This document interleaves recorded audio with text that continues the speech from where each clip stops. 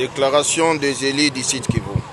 Nous, députés et sénateurs élus du Sud Kivu, réunis en réunion extraordinaire ce vendredi 4 octobre 2024, consternés par les circonstances douloureuses des triples tragédies de naufrage ayant eu lieu le soir du mercredi 2 octobre vers 17h à Mouché-Nikale et ce jeudi 3 octobre par les bateaux merdi en partance de Minova vers Goma et une pirogue motorisée sur la rivière Ulindi à Chabunda.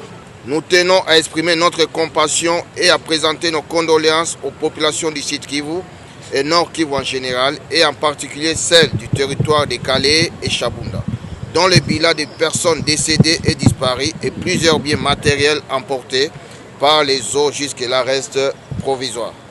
Considérant la récurrence des cas de noyade dans les circonstances presque similaires, nous fustigeons et dénonçons la responsabilité du gouvernement de la République à ce qui suit. La léthargie dans l'application de mesures et normes régissant le secteur des transports lacustres en particulier et d'autres voies navigables en général. L'inefficacité des services affectés dans l'exécution de leurs missions, notamment les services maritimes, la police lacustre et les services de sécurité établis dans les ports et beaches d'embarcation.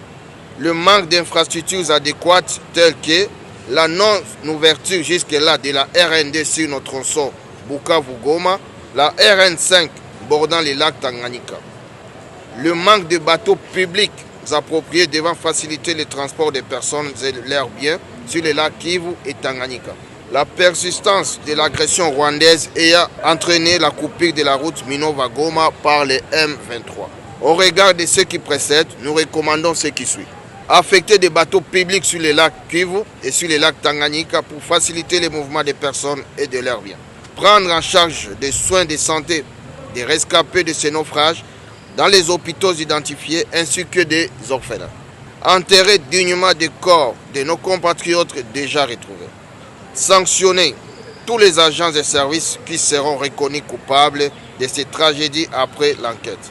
Mettre en œuvre les projets d'asphaltage de la RN2 Bukavu-Goma via Nyamukubi sur fond de la Banque africaine de développement BAD déjà financée. Éradiquer l'insécurité dans la zone Goma-Massissi et les Grands Nord en mettant fin le plus rapidement possible à l'occupation de ces zones par les M23 RDV. Instruire la réglementation sur la rivière Ulindi dans les territoires de Chabunda. Fête à Kinshasa le 4 octobre 2024 pour les caucus des élus du Sud Kivu. Je vous remercie.